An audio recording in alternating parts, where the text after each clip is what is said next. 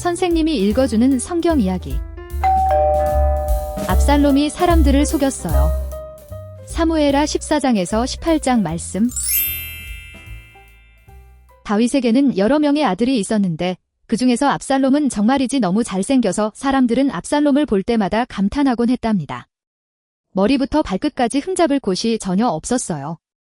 비단결 같은 그의 머리결은 마치 호수에 비친 햇살처럼 반짝였고 그의 다정한 목소리는 사람들에게 신뢰를 주었답니다.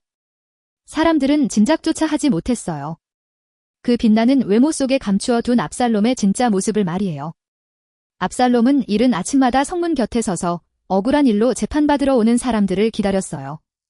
그리고 그들에게 다정하게 말했어요. 당신의 이야기를 듣고 보니 정말 억울한 일을 겪으셨군요. 하지만 왕궁에는 당신의 억울한 사정을 들어줄 사람이 없으니 이를 어찌한단 말입니까? 만약 내가 왕이었다면 당신의 사정을 공정하게 들어줬을 겁니다. 그렇게 압살롬은 만나는 사람마다 다정한 척 손을 내밀며 억울한 이야기를 들어주었어요. 그리고는 그를 집으로 돌려보냈답니다. 마치 왕궁 안에는 그의 억울한 사정을 들어줄 사람이 하나도 없는 것처럼 말이에요. 하지만 그건 거짓말이었어요. 왕궁 안에는 하나님의 뜻대로 공정하게 재판을 했던 다윗 왕이 있었거든요. 하지만 사람들은 압살롬의 말을 믿었어요. 압살롬처럼 잘생기고 다정한 사람이 거짓말을 할 거라고는 상상도 하지 못했거든요. 그래서 사람들은 생각했어요. 압살롬 같은 사람이 왕이 되면 좋겠어. 그렇게 압살롬은 오랜 시간 조금씩 이스라엘 사람들의 마음을 훔쳤답니다. 그러던 어느 날 압살롬이 다윗에게 말했어요. 아버지, 헤브론에 가서 하나님께 예배하고 싶습니다. 하지만 그곳은 위험한 곳이니 군사들을 이끌고 다녀오는 것을 허락해 주세요. 다윗은 아들의 말을 그대로 믿고 흔쾌히 허락했답니다.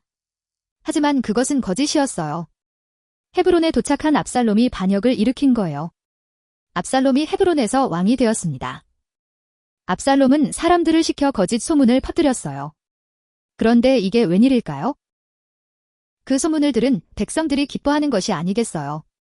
그동안 압살롬에게 깜빡 속은 백성들은 다윗보다 압살롬이 더 좋은 왕이 될 거라 믿었답니다.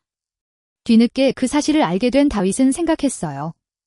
이대로 압살롬과 싸우면 죄 없는 백성들만 다치겠구나. 백성들을 진심으로 사랑했던 다윗은 압살롬과 싸우지 않고 스스로 성을 떠났답니다.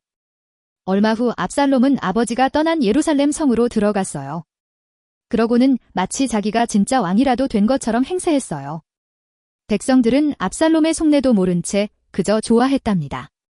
하지만 오직 한 분, 하나님은 이 모든 상황을 지켜보고 계셨어요. 외모가 아닌 중심을 보시는 하나님은 이미 압살롬의 속마음을 알고 계셨어요. 하나님은 압살롬이 왕이 되도록 내버려 두지 않으셨어요. 교만해진 압살롬이 어리석은 신하의 말을 듣게 하신 거예요. 결국 거짓으로 왕의 자리를 빼앗았던 압살롬은 자기 꾀에 빠져 다윗의 장수 요압의 손에 죽고 말았답니다. 백성들은 그제야 깨달았어요. 압살롬의 아름다운 외모 속에 숨겨둔 악한 마음과 거짓을 말이에요. 하나님은 압살롬의 일로 다시 한번 깨우쳐 주셨답니다. 하나님은 언제나 외모가 아닌 중심이 아름다운 사람, 거짓이 아닌 정직한 사람의 편이라는 사실을 말이에요.